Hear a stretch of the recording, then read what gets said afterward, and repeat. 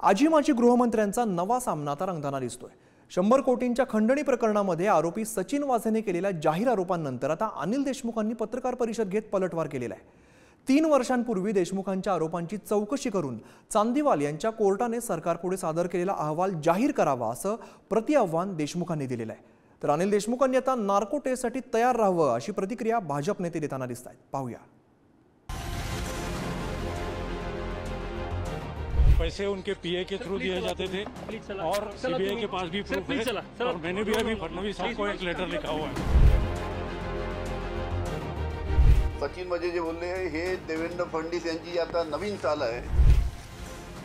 राज्याचे उपमुख्यमंत्री आणि गृहमंत्री देवेंद्र फडणवीस विरुद्ध माजी गृहमंत्री अनिल देशमुख हा संघर्ष चांगलाच चिघळताना दिसतोय।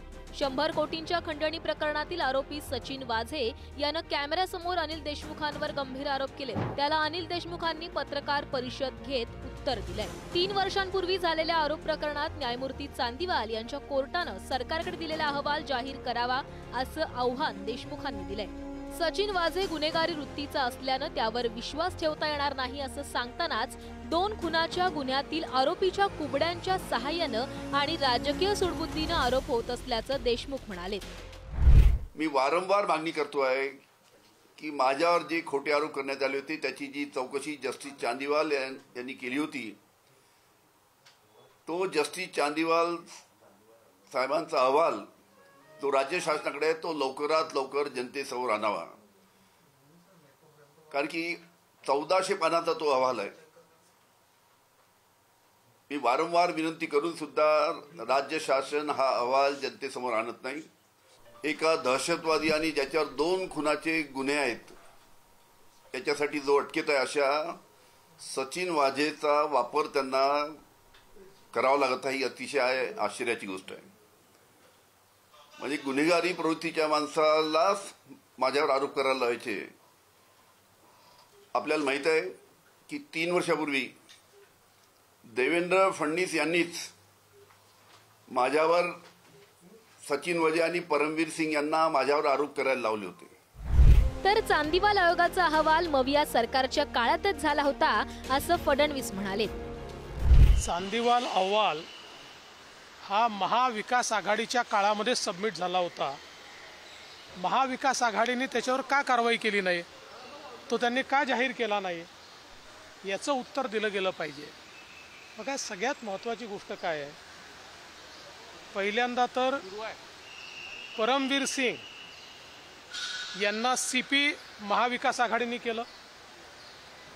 अनिल देशमुख स्वतः त्या ठिकाणी गृहमंत्री असताना परमवीर सिंगांनी त्यांच्यावर आरोप लावले।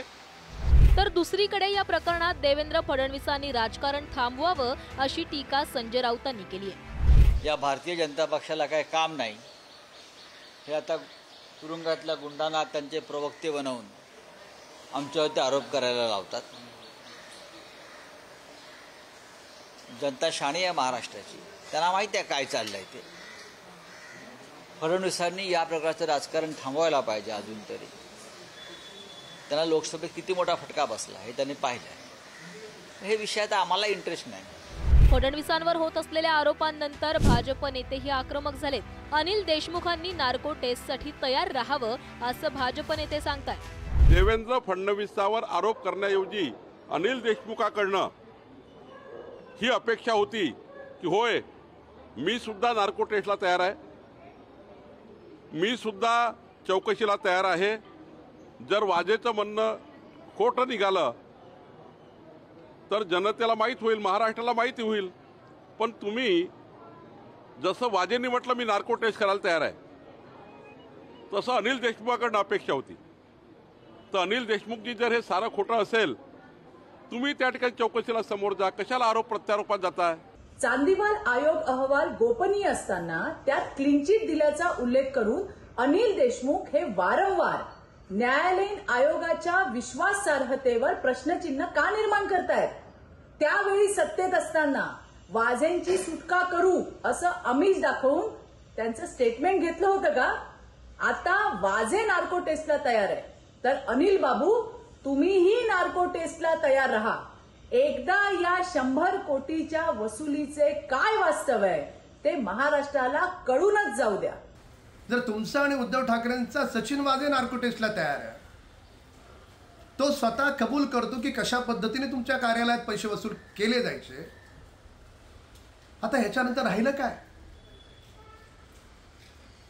जर मनाचा प्रामाणिकपणा असेल तर आपण स्वतः न्यायालयात अर्ज करा आणि नार्को टेस्टला तयार व्हा. आणि जर आपण तयार नसाल तर हे पुन्हा एकदा अधोरेखित होतं की तुम्ही, तुमचं सरकार, त्यावेळेचे मुख्यमंत्री ही सगळी वाझे गँग ही वसुली गँग होती.